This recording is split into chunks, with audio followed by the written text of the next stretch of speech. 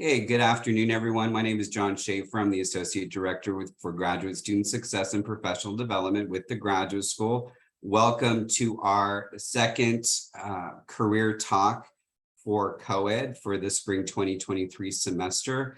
This session will be a panel discussion over career trajectories with three of our UTSA alumni. And so I am pleased to introduce Dr. Vanessa Kenon, Associate Vice President of Teaching, Compliance, and Community Engagement here at the University of Texas at San Antonio.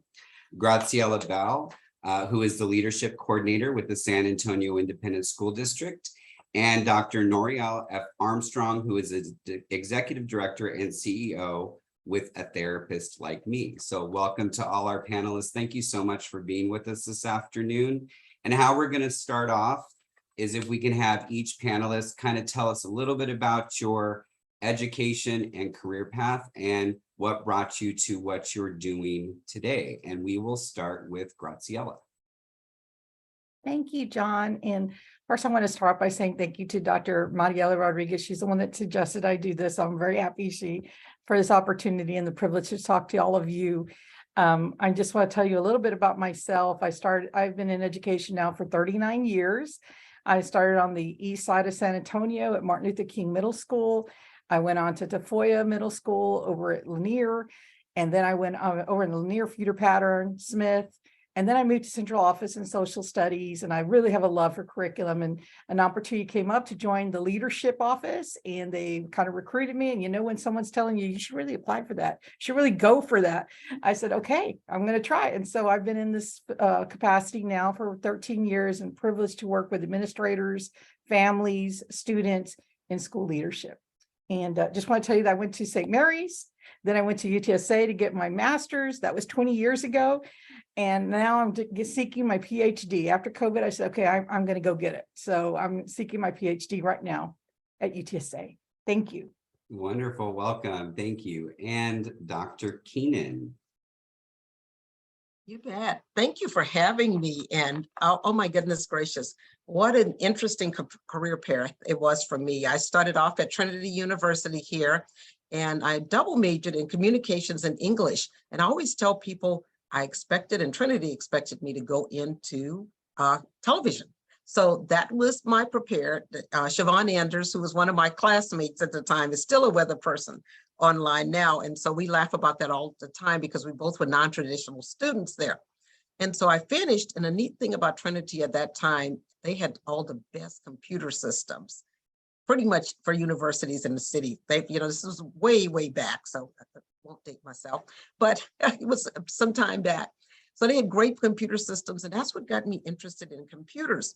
So I worked and came out of school, and I remember going in to apply for this job, and it had backgrounds with computers and everything, and it said Hallmark. So I go to the Hallmark building and off of I-10, and I'm expecting a Hallmark card company, right? And it wound up being Hallmark University. So that was a surprise. It was a coordinator's position working with software. So I went in, applied for the position, and I'll never forget, they put me kind of through this testing, and I looked through some stuff. And by the time I got back home, I already had a job offer. So I spent almost 17 years there. And during the time I was there, one of the things I knew is working in education, I would definitely need to go back and get my graduate degree. So I did, applied at UTSA, finished my master's at UTSA while I was there. And while I was finishing my master's, it was always funny because people would say, why are you not working over here with us at UTSA? Why don't you come over? We have some great jobs. Come on over. And I was like, no, I really like it there. It's a great environment. So then toward the end of my career there, I started working on my doctorate degree. And so my boss always asked me, why is it you feel like you need to have your doctorate degree? I said, well, I think it's important because I want to be able to teach different places. I want to be able to do things, outside of just the computer side of it. So as I was finishing my doctorate degree, I knew I would have to put more time in, and a fellowship came open at UTSA. So left a very lucrative job to come over to UTSA, do a fellowship. I put the pen to the paper, and sometimes when you're thinking about career trajectories, sometimes it's not always going to go the way you thought it would go. So I always had a lot of the communication side for me in my previous job, have a lot of the community engagement part of it, public relations side of it in the current job I'm in. So came over to UTSA, really enjoyed it. It was one of the best things that could have ever happened to me because I got here and it was at a time when UTSA was really on the move. They were looking to grow. There was so much going on, just really exciting. So I came over, had the best time. I was like, oh my gosh, this place is going places. Knew we were going places, but nowhere near how much we have expanded at this point in time. So started off after my fellowship, there wasn't much available at UTSA. I knew I wanted to stay.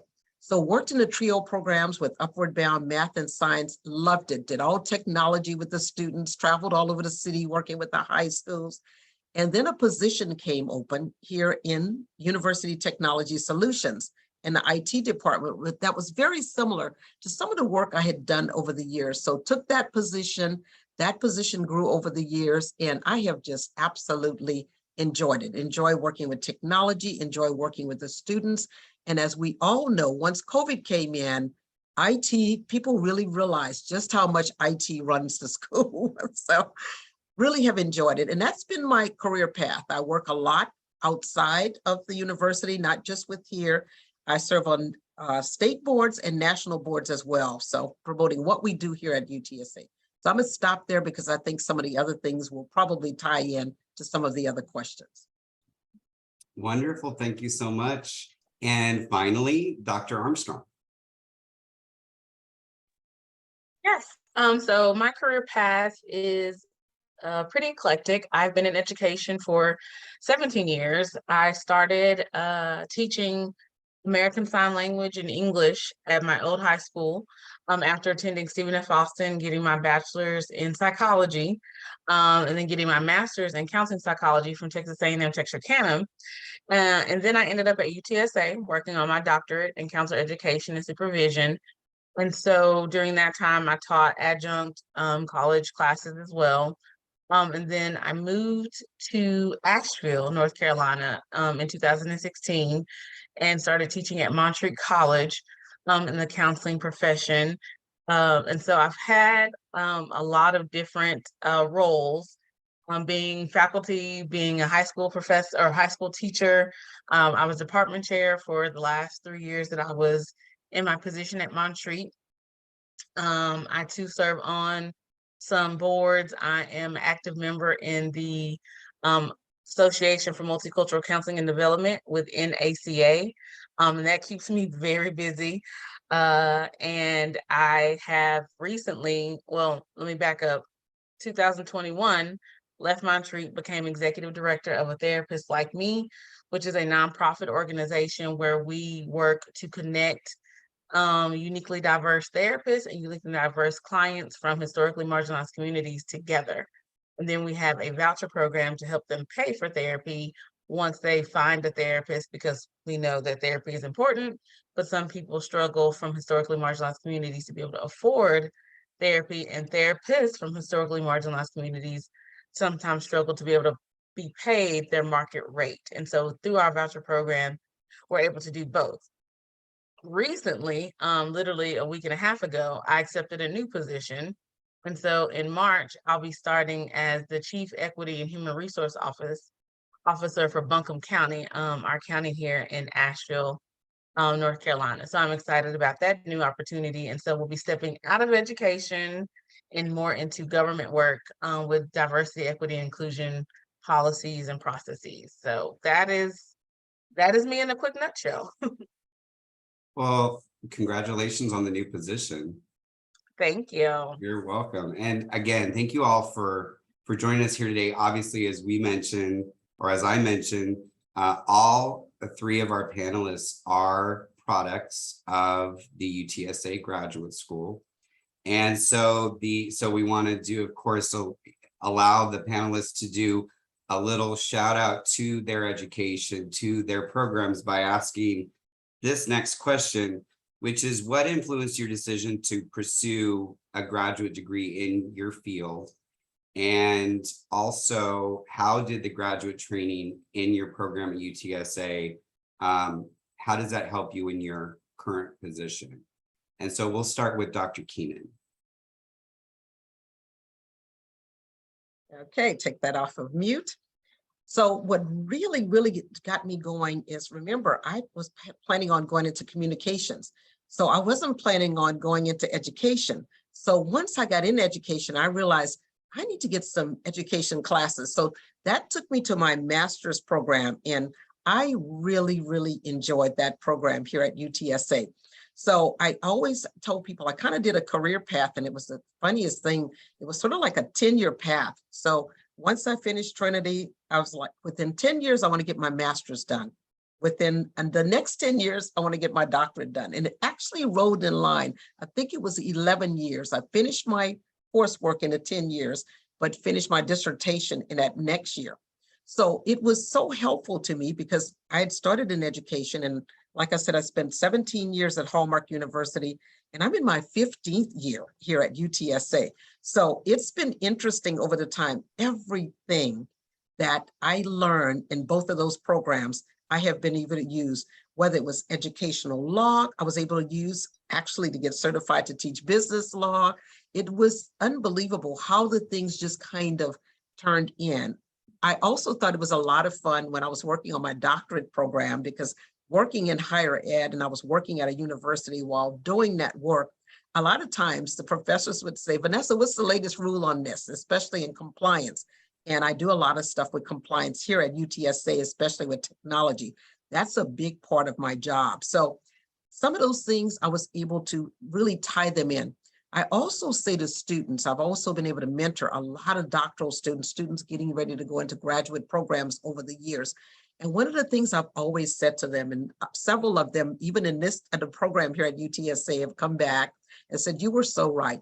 I always tell students, take the projects you're working on at work. You always have these projects. You're going to be asked to do some things in your programs to work on different projects. Take the things that you're working on at work, utilize those things as well for your master's program, for your doctorate program. You're going to look amazing with your boss. Don't look at it in terms of, oh, I'm just going to school. When you're in graduate school, it's a whole different ball game. You're literally doing the things you're going to be doing in the real world. So take those projects. And that's what I did in both my master's programs and my doctorate programs. I took some project that I was working on and turned that into my project that I had to do my research on. Got that done. So you're getting work done, but you're also getting your schoolwork done. So the two things tie in a good program. If you're in a very good program, and UTSA has great programs, it's easy for you to do that. That's what it's all about in graduate level programs. So yes, I was able to tie that in, and also now be able to help other graduate students, not just here, but at other universities as well. That's wonderful. Thank you. And we'll go over to the counseling program. So Dr. Armstrong, same question. Sure. So what influenced me to get into a graduate program really was just my life. I grew up upper middle class, but my parents got divorced when I was around 13. And my mom had struggled with some depression, and she had depression in her family. And so I was always just a talker. I was the baby in the family. And I had friends who would always come to me and want advice. And I was like, oh, I think I'm kind of good at this. I think I want to be a therapist. But also I was curious as to why people do what they do. I was curious as to why my mom and dad couldn't kind of seem to get along. I was curious as to why the neighbor down the street would always fight with her. Like, I was just curious, why do we do what we do? And so that garnered my interest into psychology. And then watching Dr. Phil on TV, being kind of pumped up by Oprah, I was like, ooh, I want to be pumped up by Oprah.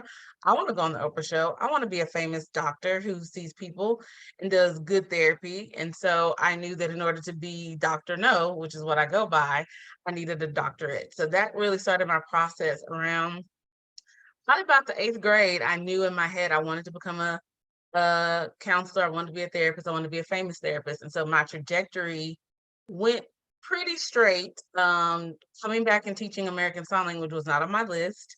But in doing so, I met some people who knew some professors at UTSA and talked about their program and what they offered, and that the fact that they had a research assistantship to help pay for school. And I thought that was really interesting. And so I applied And I liked research a little bit, but I fell in love with research being in the counseling program and working on my doctorate in counselor education and supervision. And so being in that program did increase my research ability, my research skills, my passion for research.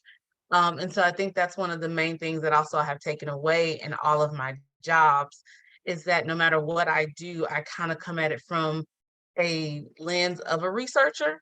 I want to know what the data is saying. I want to know what the statistics are saying. I want to know how successful different projects have been or not have been, and what do we need to do to fix them, tweak them, adapt them to become more efficient to meet the needs. Along with mentorship, I received some great mentorship. My mentor is on the call today. And then I've been able to pay that forward and be a mentor to other students and help them kind of see those pieces. And similar to what Dr. Kenon said, I've encouraged students as well, like make sure you make your job and your school work for you together. But then find those pockets and ways to enjoy what you do. And so research, sometimes people shy away from that in the counseling world. But if you research the things that you're really interested in, it can take you a lot of different places. And I really feel like the job that I currently have now or will start in a couple of weeks, a lot of that was influenced by my ability to talk about my experiences with DEI and my research background to help continue the county's goals. So I think those are my two, or my biggest, the mentorship and the research support that I have taken from my time at UTSA. Thank you. And Graciela, your thoughts? Thank you. Much like Dr. Armstrong, I'm also the baby of the family, Hispanic, middle class, but my parents young in life struggled. I mean, they were migrant farm workers. And so just getting a college education was a big deal for me. They wanted me to go right into working. So I got I went into working. When I was teaching, I thought, I want to go on to master's, because the more that you seek that leadership opportunity, you have to go higher in your education. So I decided, okay, I was at a turning point where I decided to go get my master's. And at that time, and my son is here, by the way, and so is my husband. So he recognized some of the bells. My son was about 4 and I went back to get my master's. So here the three of us are balancing everything. My husband and I are trying to balance, life and work and college and things like that. So I waited about 20 years and I went back to get my PhD, because again, here we're at a crossroads, and I'm at the kind of the end of my career, like toward the later in life. And I want to seek this. This is something the personal gain for myself, just to show that it can be done. And so I really want to go back and seek my education. I'm looking at other opportunities that are also available in the district. And it's just the more you learn, the more you grow. I just felt this calling, especially after COVID, and listening to researcher Gloria Ladson-Billing say, you are what you are after, once you come out of COVID, what are you going to do? And so I was like, I'm going to go get my PhD. And that's what I did. And that's what I'm seeking to do. So that's my story. Wonderful. And I'm going to bounce right back to Graciela with the next question. What do you know now that you wish you knew earlier, knowing you're in a program now, but maybe when you were in your master's program? What do you wish you knew? What do you wish you knew then that you know now?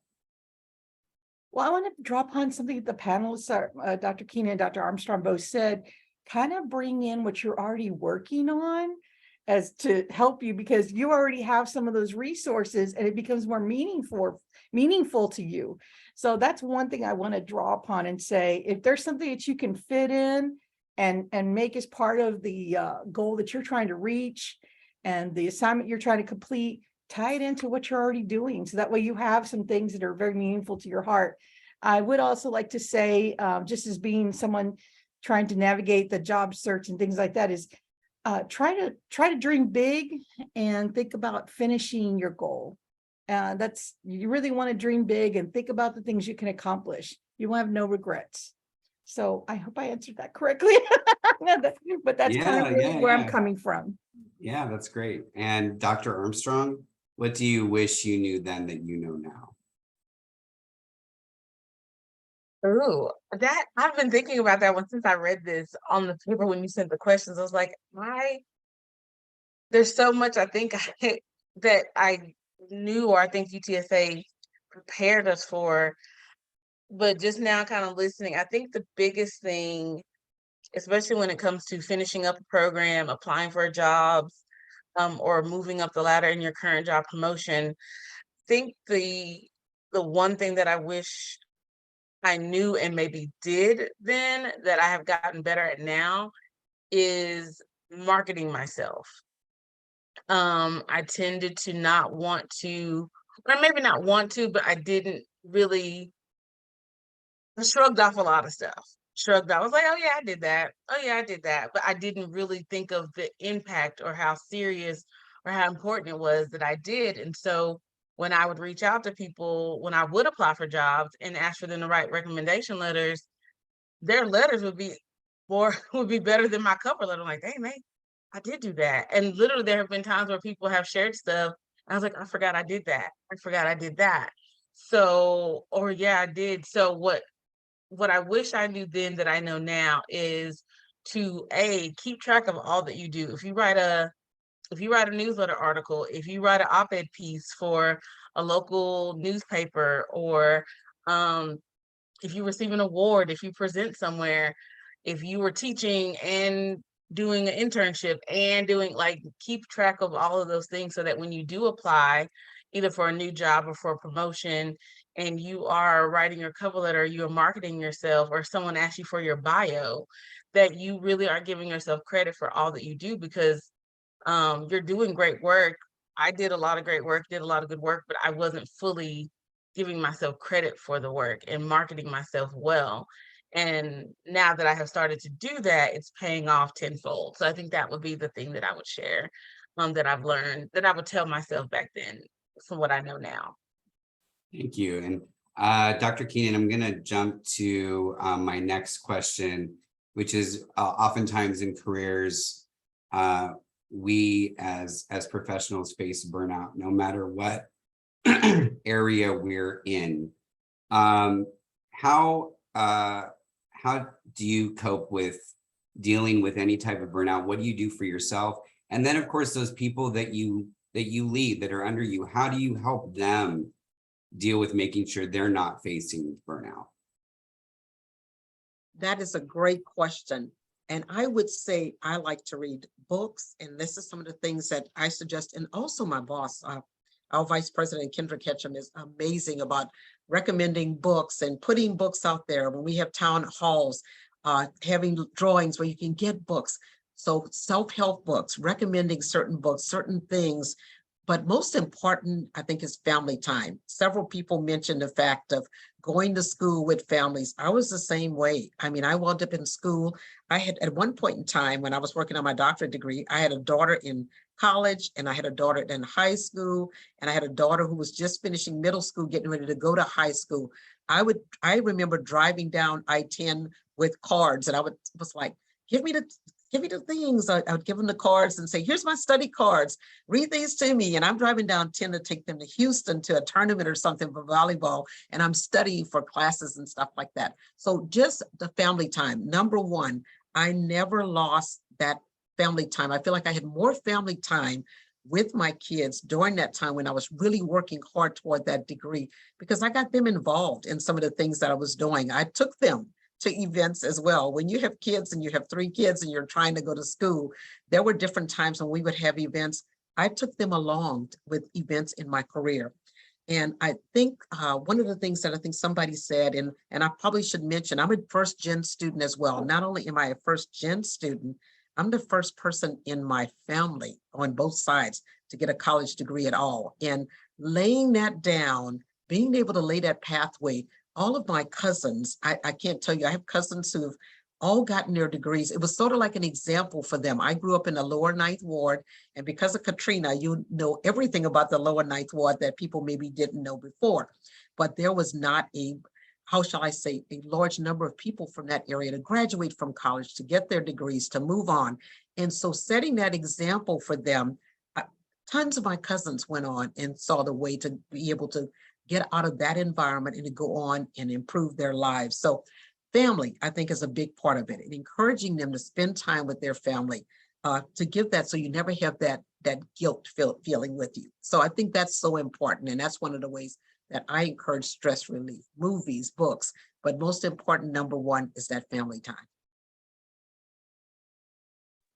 Thank you so much. And Graciela, I'll ask you the same question. I'm going to start. I have to agree. Family is huge. I lean on my family all the time. And I also try to do some self-care myself. Like sometimes I need just quiet time for myself where I go walk my dog, I'm outside, I'm gardening, love to listen to music, love to dance, constantly love to, and that just, I'm fine. I'm refreshed after that. But definitely, you want to spend time with your family. I'm looking forward to this next week where I can go see our son in Albuquerque. I mean, that's how excited I am. I also work with administrators, and they're 24/7. The job does not end at 4:30. We get calls about all kinds of things, emergencies, threats, things like that, something that happened in the neighborhood, the community. And what I do, what I try to do, coach and mentor the younger administrators, is listen to them. I always take their call, and I kind of sense, and I'll say, do you want me to respond, or do you just want to tell me? Because they know what they want to do. They just want to know, how do I go about doing it? So I let them talk to me, and then they feel a little bit better, and they're like, okay, I got this. I know what I need to do. So again, like Dr. Keene said, encourage some time for yourself and time with family, because life's real short, and you need to just keep moving forward and being positive, and keep aspiring for the next dream. So that's me. Thank you. And Dr. Armstrong, same question. Dealing with burnout. Yes. So dealing with burnout, I agree. I love reading. I love the movies, shopping, arts and crafts. The movies is kind of my number one. I can go and just disappear into the story and what's going on. And so I tried to do that. Another thing is just setting boundaries. And so I had to learn that I don't have to say yes to everything. I don't have to do everything. I can delegate tasks. And so I think that's one of the things that I do share the most with those that I work with, that work with me, for me, is encouraging them to set boundaries as well.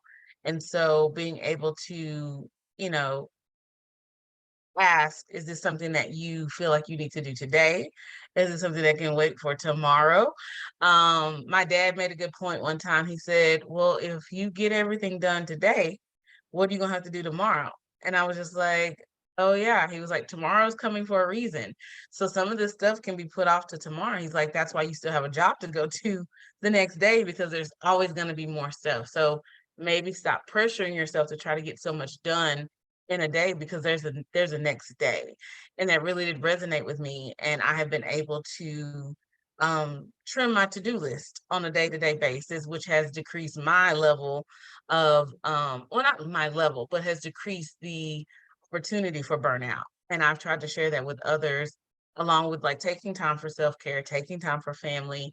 And I'm really just figuring out your boundaries. So if you know that for me, like with my students, I don't respond to emails on Saturdays and Sunday. If you email me on a Saturday and it's an emergency, then I'll definitely look. But if it's not a non-emergency, I'll get back to you on Monday. And so keeping and setting that boundary has worked for me, and I've shared that with other people. Whatever that boundary is, helps to keep the peace and the calm and keep that work-life balance, to hopefully lessen the potential for burnout. So that's what I have done. Thank you. Let's move from burnout to triumphs. And so if y'all can share, what is the most rewarding or enjoyable part of your career? And we'll start with Graciela. One of the things I've been able to do, and this is probably the most immediate that I will say it's rewarding, is we've been able to go to schools and little teams, kind of like the way doctors do rounds, what we call them instructional rounds. And the joy of seeing good teaching and children excited and the learning buzz going on in the classroom, that is probably my one biggest reward experience is to see students excited to tell me what they're learning. And that's just huge. I do want to mention one thing else. When I was working on the east side of San Antonio, it was tough. It was during the time of the Hill and Mayor Cisneros and Crips Bloods, that kind of thing. And I bring this up because one of my students is now a professor. And so if anything, he is like a big reward to me. You know, I got to work with him later in life as a colleague in the curriculum department, and now he's a professor. And he actually inspired me to go back and get my PhD. So it's just wonderful to see students make it and to have the drive, and their families are there for them. And they just are intrinsically motivated to succeed. So that's rewarding to me, as being a part of education. Thank you. And we'll hop over to Dr. Armstrong. What is the most rewarding part of what you do? I would say the most rewarding part of what I do is seeing people reach their goals and unlock their potential in a couple of different ways. So on the professor way, or in the education realm, seeing my former students go on to get their doctorate degrees and start working and become professors and go with conferences with me. I'm presenting with two at the ACA conference this March, to see them continue their goals and to do things that maybe they didn't think they could do, and then to get hired on as, you know, and receive jobs, and unlocking their potential that maybe I saw, but they didn't, or they saw, but they didn't have the support there. So that is one major one. And I had one student who, when she got into the doc program, they asked her to actually co-teach or help out her peers in the research class, because they were like, well, you know all of this stuff. And I was her research professor, and research was a struggle for me. And I swore that when I ever taught research class, I wanted to teach it in such a way that the students could grasp it and understand it and not have to struggle. And so to know that the way I taught it, she got it and was actually got it so well that they used her as a tutor for her peers in her doc program, I was just over the moon. I was like, yay, like I did it, research, woohoo. And then secondly, working for a therapist like me has been a true joy, because we know that in the African-American community, many don't statistically seek out mental health support and help due to historical and political issues, but more and more are. And so to see members of my community coming up to me and saying, thank you so much for referring me to that therapist, process trauma from when I was 6, or my brother has stopped drinking, or my marriage is getting so much better. And so seeing that by them trusting me because they know me and have a relationship with me, deciding maybe this therapy thing isn't so bad after all, and then getting the support. And so they're telling everybody. And so it's been this ripple effect where in the community, we've seen an uptick in members of the Black and Brown community, BIPOC community, going and getting therapy, bringing their friends, bringing others, and getting well and getting healthy and not carrying all this weight and trauma and hurt and pain around. So for me, that is just an abundance of joy. So I think those are my two biggest takeaways from the work that I do in this profession. It's wonderful. Thank you. And Dr. Kenon, triumphs, rewards. Wow. I think probably the biggest one is mentorship and mentoring others, and then working with my mentors. I tell students are probably one of the biggest success. I have a mentor that I've had for, you guys will not believe this, 50 years. When I am very, very serious. When I was a middle school student, this particular teacher and his wife both came into the lower ninth ward. They were placed there. And they saw something in me to encourage me to move forward and do something with my life. 50 years. And it goes back to, I believe it was Dr. Bell or Dr. Armstrong both said, presenting with them. I actually helped him to put on the International Society for Educational Planning. He went on to get his doctorate degree, put on these big international conferences. And so actually won an award when my dissertation actually won an award from that particular group, because he sponsored and put it forward. He saw it and put it forward. So then we presented together. So think about that, 50 years. So in having somebody like that, I keep a mentors list, and I suggest this for all students, all executives, all professionals. Keep a mentorship list. Don't have just one mentor. There's about 5 or 6. I just added 2 new ones in the last 3 or 4 years to that list. I have one that's passed away, but I'm always adding those people that I go to. If there's something that I'm not sure how to handle this thing that's happened in my life or in my career, I can always reach out to those people and go to those people. But also mentoring through EDUCAUSE, they have a mentorship program, so I'm a part of that. And in that mentorship program, I'm mentoring someone who's at Penn State, who's a middle level manager, and they're looking to move up in their careers, but also mentoring with the students. I work with interns. This semester, I have 5 interns who are working with me. So mentoring with those students and watching them go on, and mentoring with the student workers. I have 2 student workers that have gone on, and not just 2, but several that have gone on and done amazing things.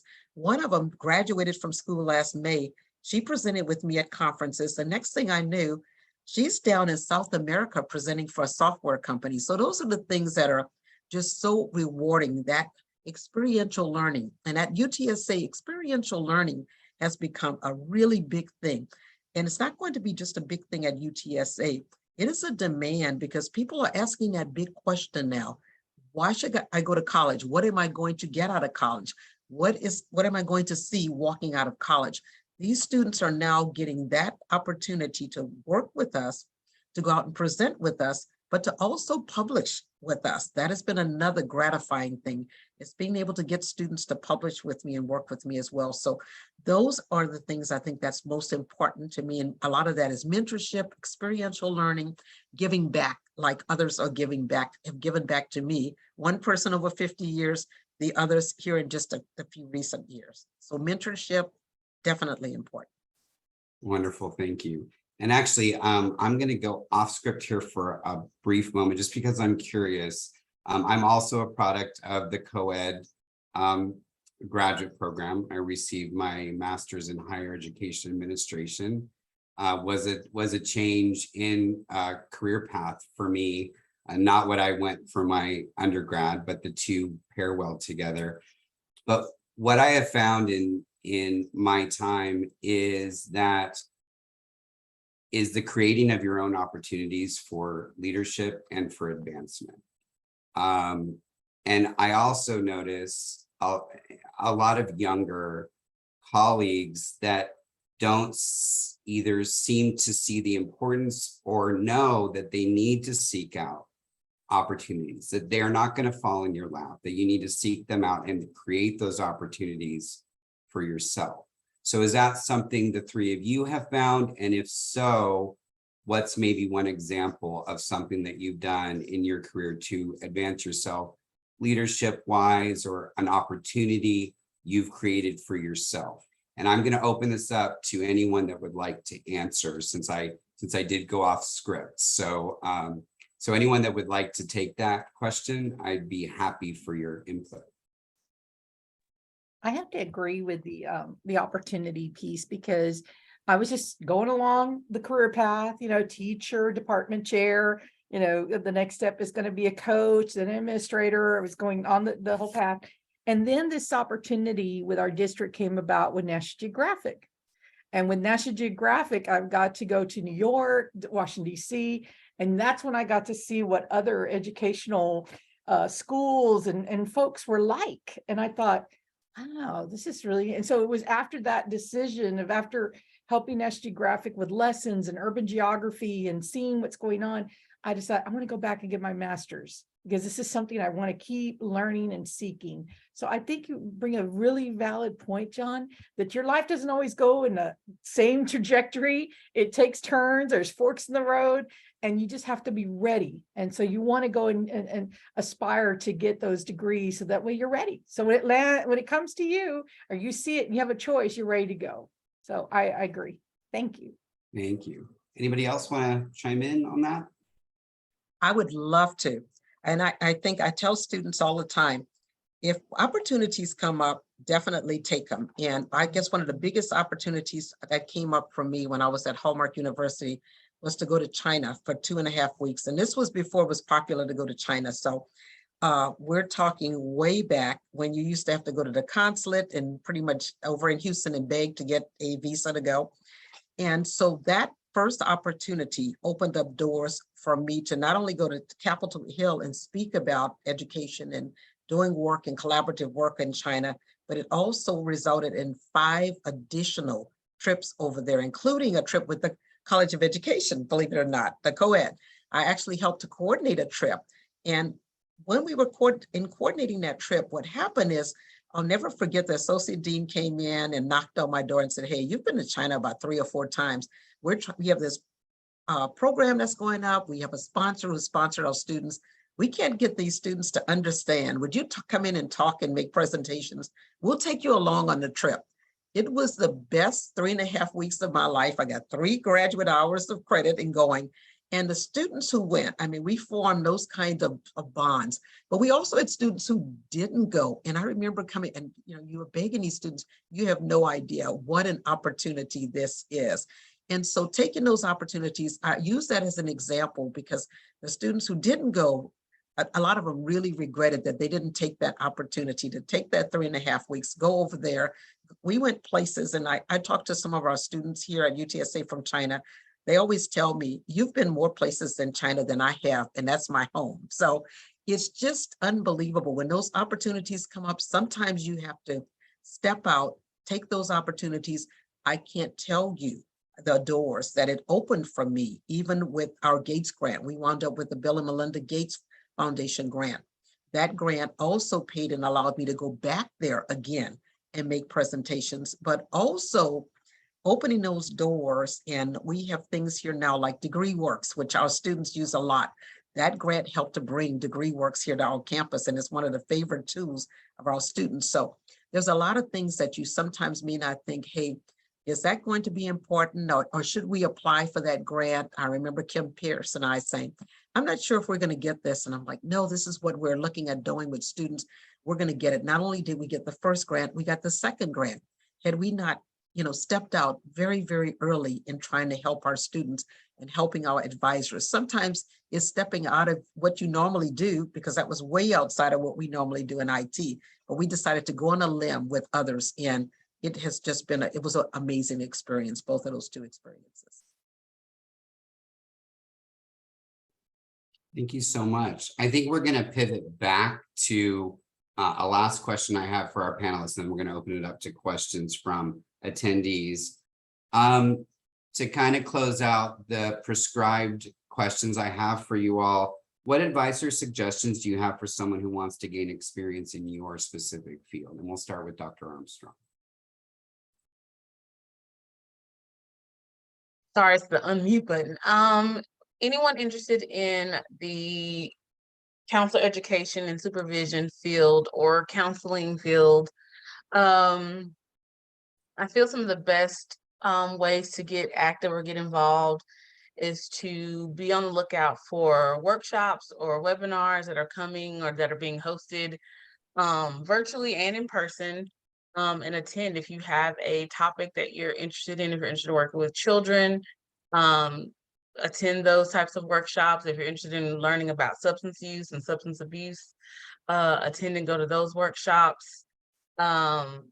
Read, there's a lot of good literature out there that's not textbook literature, that has been written by people who've experienced those different things. Attend workshops and conferences, and just really kind of immerse yourself into the realm that is psychology and mental health, and also just get to know people, because we work in people. My business is people.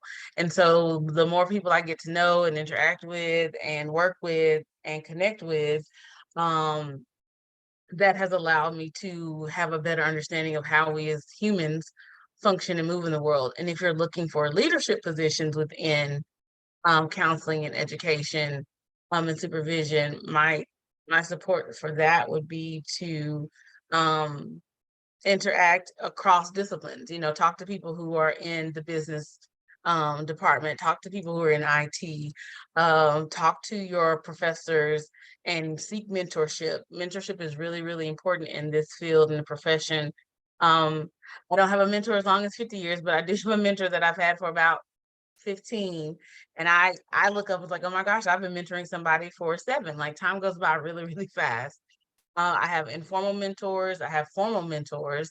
And last year I went to a conference, the Faculty Women of Color in the Academy Conference. And the keynote on that very first day was a presenter from Deloitte, and she talked about getting your own board of directors. And I love that concept. And so it's like pulling people into your circle who you can go to when you need to specifically talk about career decisions. So you might have your friends and your family, but specifically about, should I take this job? Should I apply for this grant? Having those people who you know will give you honest, genuine, supportive, but also critical feedback, and pulling from different factions and sections of your life and creating your own board. And so when it's time to talk about something, it's like, hey, we need to have a board meeting. And I love that. And I've tried to incorporate that since that conference. And so doing things like that, kind of setting up your foundation. So no matter which direction you feel your life may go in, you have some supports to help you in that process. Wonderful, thank you. And Graciela, advice. Okay. So like Dr. Armstrong, we're in the people business too. We definitely are looking for folks that love children. So if you like working with children, that's going to be the foremost #1 job that you that we will offer you. And then from there, it's working with adults and community and parents. In fact, I'm going to take a personal plug here, John. So if anybody is interested, we have a career fair on April the 15th at Lanier High School from 8 to 12. Our district's looking. You know, one of my colleagues last night from class asked me, well, what kind of positions do you have? I said, it's a buyer's market right now. We are hiring. What, you know, if you want to come and work with kids, you want to come and make a difference in their lives and help them achieve their dream, we're the job for you. We're the career for you. It's a selfless job. It's a hardworking job. It is a job that you have to really put in your own hours and really try to help students, but it's also very rewarding because the students remember you. And so I hope that we have some colleagues out there that you all spread the word, and please come to our district. We'll hire, we are hiring. Thank you, John. Wonderful. And Dr. Kenon, a career as a university administrator, what is some advice? Definitely so. In my field, I'm particularly in IT. And as you guys know, that is just completely wide open. But I would also suggest definitely looking at LinkedIn Learning. I don't think as many people realize what is involved with LinkedIn Learning and how much is out there. If you're at any place and you have a LinkedIn account, there is so much involved in there. There's a lot of things that are free on LinkedIn Learning. You don't necessarily have to have a full-blown account to be able to do that. If you're at a place where you have Adobe, there's Adobe Academies. I also put in educause.edu. So if you're working in, goes back to, and I've been trying to spread that more and more at UTSA, if you're working in education and you're looking at being an education administrator, and John, if you don't have an EDUCAUSE account, I'm going to lay that out there for you too. Every single college and university in this country, and really globally now, are some way tied into EDUCAUSE. And so EDUCAUSE for the technology side, wonderful opportunities, career paths, there's information on mentorships, the whole works. So you can go out there and look at what's going on there. So, and it's for folks that are there, if your university, your organization, it's pretty much, there's no cost to it, but you have access to all that material. LinkedIn Learning, I mean, I can't say enough about that for finding not just positions, but also opportunities, what's going on in education out there as well. I mentioned Adobe Academy and cyber. There is so much going on with cyber right now for the IT. I did a thing for the Air Force, a presentation with Guy Walsh's team over at the Air Force AFWorks. After it was over with, and I keep forgetting now that we have a Space Force. I mean, we have a whole new branch of the military now. So I give this presentation and I have someone who's connected to the Space Force to come over and say, hey, we'd love to get in contact with you, with your students. We're willing to meet tomorrow. We have 130 something positions. So I'm like, oh my goodness gracious. I connect them to career services for those people to get them in the right place, because there's just so much that's involved right now. But definitely, if you're interested in higher ed and you're in higher ed and you're looking at moving up in those careers, EDUCAUSE, I put it in there, .edu. You can go out and see some of the stuff that's there. Thank you. Well, let me formally thank each of you for joining us this afternoon and giving your insights on your careers. I'd also like to thank my colleague, Tim Police, for putting together the great questions that we were able to ask the panelists. I'm going to go ahead and stop the recording, and then we will open it up to questions from those in attendance.